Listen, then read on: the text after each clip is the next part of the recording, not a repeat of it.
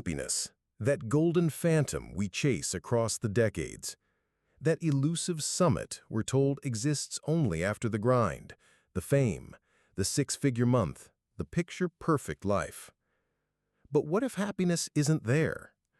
What if it's not out there at all? What if happiness is a decision? A quiet decision. A personal, internal, sovereign decision. And what if the only prison that's ever held you is your own mind? Abraham Lincoln, a man who lived in shadows before he ever stood in the light, once said, "Most folks are as happy as they make up their minds to be." He didn't say that from a mansion or a moment of triumph. He said it from experience, from loss, from silence, from the dark. Because happiness isn't a prize, it's a posture, not a gift, but a grit. Not something you're handed, but something you declare. The world, in its obsession with achievement, has forgotten this. It dangles rewards like bait, whispering lies into the ears of the waiting. When you have more, then you'll be happy. When they love you, then you'll be enough. When you prove them wrong, then you'll rest. But rest never comes, and happiness remains hostage. So what if today, not someday, not next year, not once you've made it, what if today you took it back? What if you reached inside the chaos and claimed your peace? Not because the world said you could, but because you finally said enough. Enough waiting, enough blaming, enough sleepwalking through your own life, hoping someone or something delivers you from discomfort. Because Lincoln was right. You decide. You always did. Not the algorithm, not the economy, not your family, your friends, your past, or your pain. You. The mind, your mind, is the governor of your emotional estate. It is both the architect and the warden. And until you learn to govern it with the clarity of a philosopher and the fire of a warrior, you will be at the mercy of every storm. But listen closely. The storm is not the enemy. The storm reveals what's loose inside you. Discipline, belief, purpose. These are not gifts for the chosen. These are weapons forged in silence, fire-tested in failure, and wielded by those who no longer seek permission to live.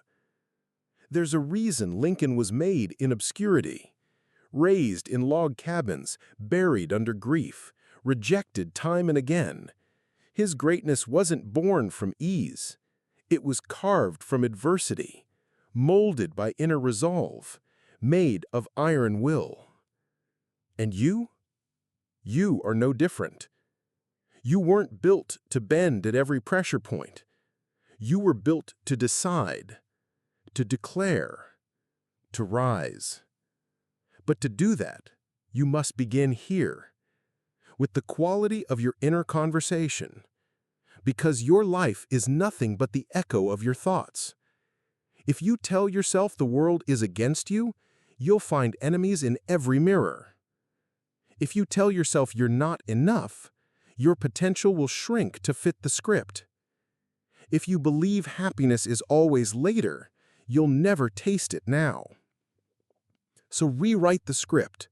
Burn the old mental contracts, the ones that promised you peace only after pain, love only after performance, joy only after success. Tear them apart. This life owes you nothing, but your mind. It owes you everything. Think of Edison, mocked for his failures, labeled slow, 1,000 failed attempts before the light bulb. But to him, they were not failures. They were lessons, steps, progress. He made up his mind to see it that way. And because of that, you now see light. Or Carnegie, born in poverty, ignored, underestimated. But he cultivated an obsession with learning, progress, and principle. He did not wait for the world to give him confidence. He built it like a structure, from the ground up, beam by beam, belief by belief. They weren't gods. They were humans who decided differently. They took control of their inner world, and their outer world followed. And that's the core of it all. Your outer world is the echo of your inner posture. You want freedom? Find it inside. You want peace? Earn it by disciplining your thoughts. You want purpose? Stop asking for it and forge it through action. Because the truth is, no one's coming to save you. Not your boss, not your lover, not the latest self-help book or podcast episode. You save you. And that begins the second you reclaim your mental sovereignty. It begins when you say, I am not waiting. I am not hoping. I am not depending on outcomes, applause, or opinions. I will master the one domain that shapes them all, my mind.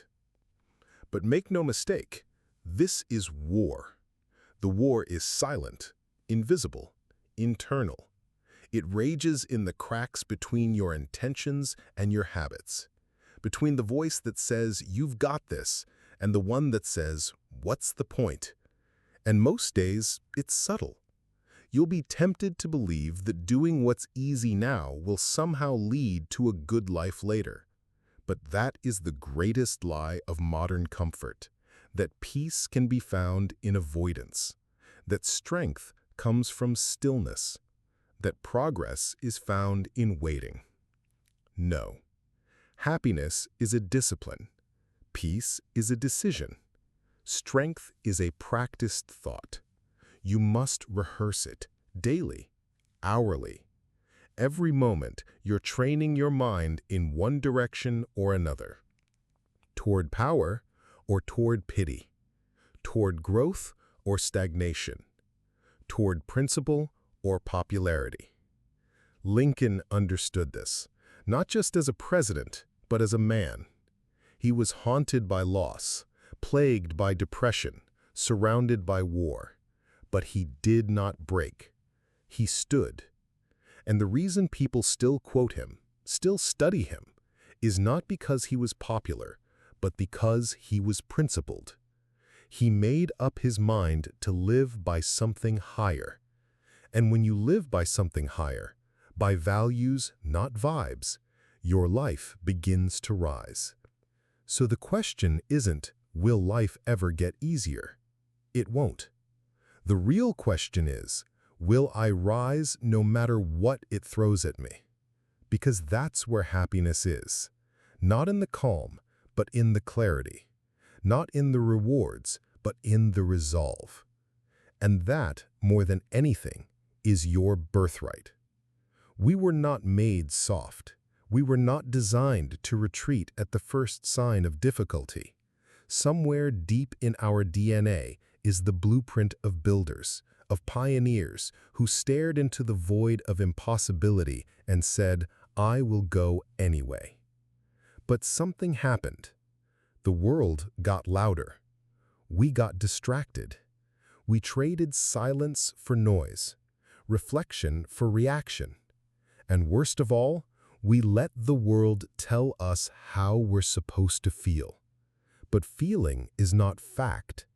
Emotion is not truth. You can feel defeated and still be undefeated. You can feel weak and still possess infinite strength. You can feel like quitting and still rise with iron in your spine. Because your emotions aren't your master, they're signals. And the mind is the captain that must choose the course. Every day, you're given a choice. Not always over your circumstances, not always over your timing, but always over your response. Do you harden when things hurt, or do you deepen? Do you panic in the storm, or do you anchor? Do you flinch when things go wrong, or do you breathe and build? This is the battlefield Lincoln fought on every day. Not in speeches, not just in politics, but in his own soul. And you are on that same battlefield, the battle to protect your thoughts, to guard your inner peace like it's the last clean water on earth, to shut the gates on bitterness and open the door to vision. Because bitterness is easy. So is resentment. So is scrolling your life away, watching others live while you shrink. But joy? Joy is courageous. Peace? Peace is earned. Conviction? That is built like a fortress, one disciplined decision at a time. You see, belief isn't something you stumble into. It's not found in a journal prompt or a 2-minute reel. Belief is crafted like a sword, hammered, heated, sharpened through experience, and most importantly, protected. Because the moment you believe in your vision, the world will test it. It will whisper, "Who do you think you are? Why not settle? Why not stay small?"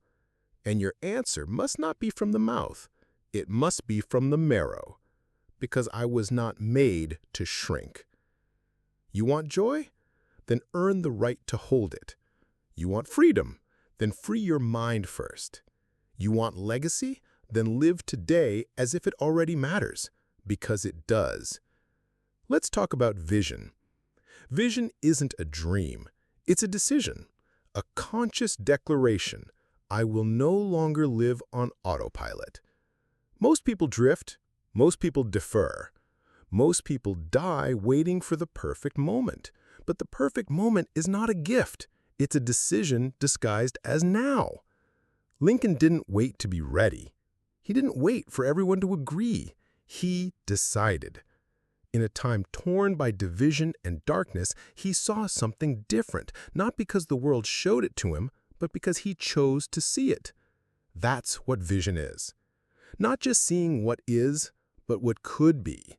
Not just looking at the mirror, but through it. Not just surviving life, but building it. One stone of clarity at a time. And clarity, that rare and sacred thing, does not come to the passive. It comes to the present. To the person who steps outside the noise long enough to ask real questions. Who am I becoming? What do I truly value? What will I no longer tolerate?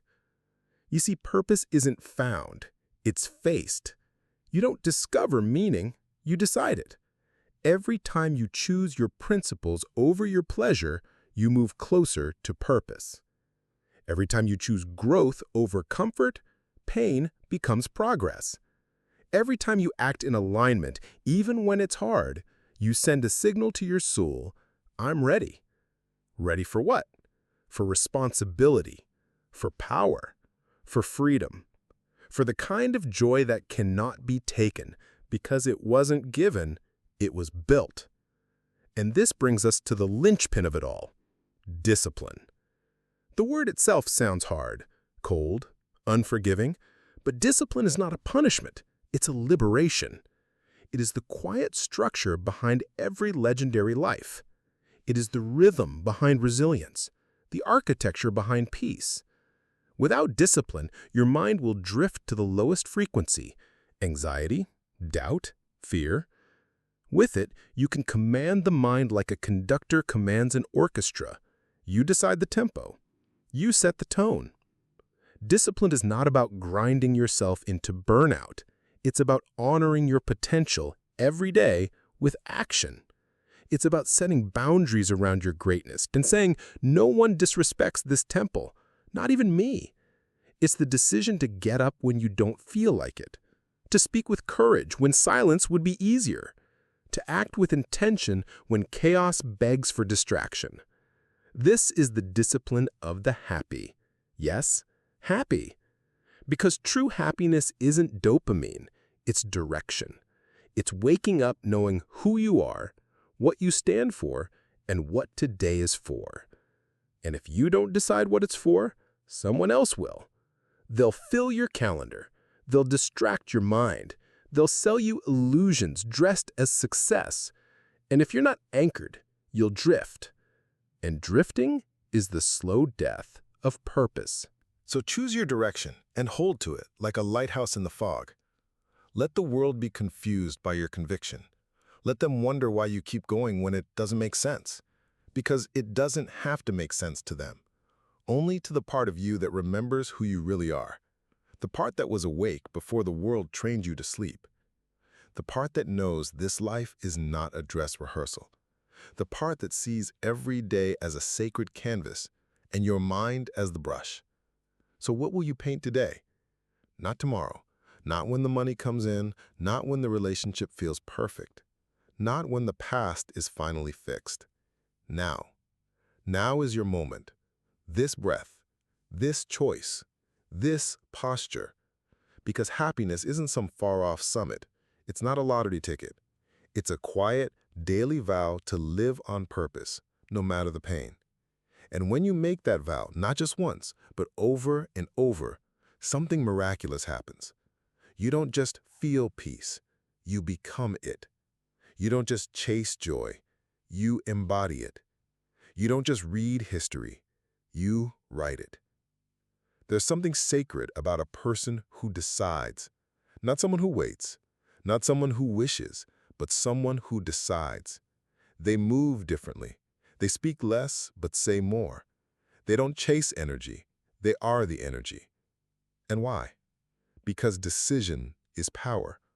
Not loud, temporary, performative power, but inner, quiet, anchored power, the kind that doesn't need validation to act, the kind that doesn't flinch when the storm comes because it is the storm.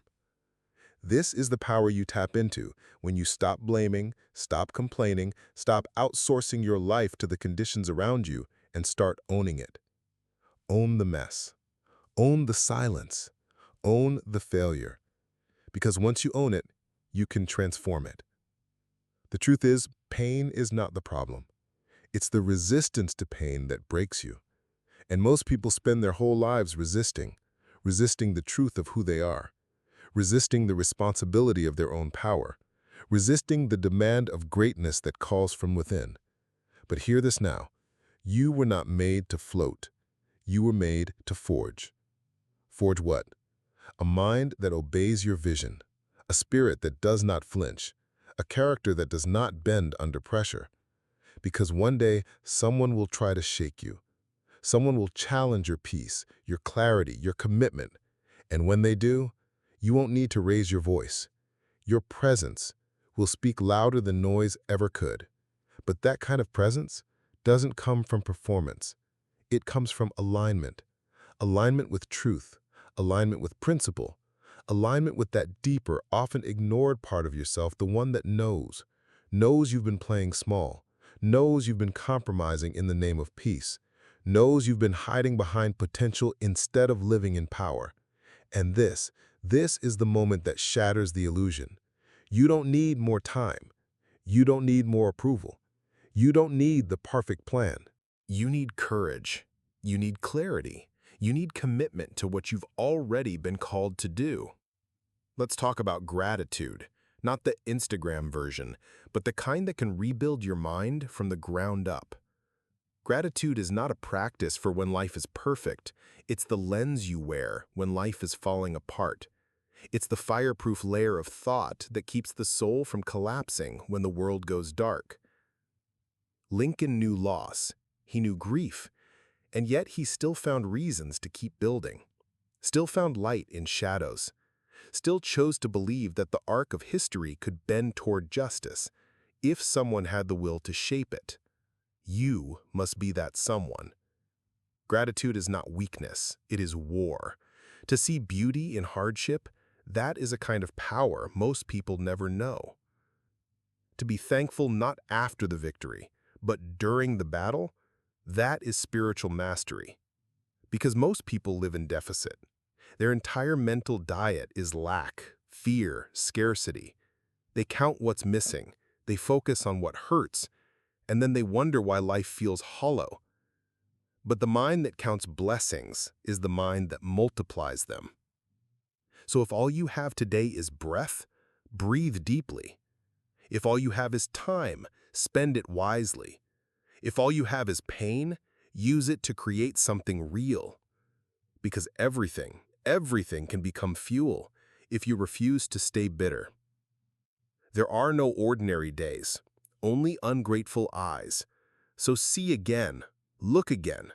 Find the lesson in the setback. Find the beauty in the stillness. Find the miracle in the mundane. This is the heart of a transformed life, not waiting for peace, but choosing it.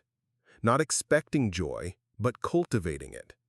Not hoping for clarity, but becoming it. And when you live like that, with eyes wide open and a spirit rooted in truth, the world changes around you. Not because it got easier, but because you got stronger. Let's talk about resilience. Real resilience is not how quickly you bounce back. It's how deeply you grow roots. Because life will hit you hard. You will lose things you thought you needed. You will outgrow people you thought were forever. You will fail, embarrassingly, publicly, repeatedly, and yet you will rise. Not because you're lucky, not because someone saved you, but because your foundation was built before the storm.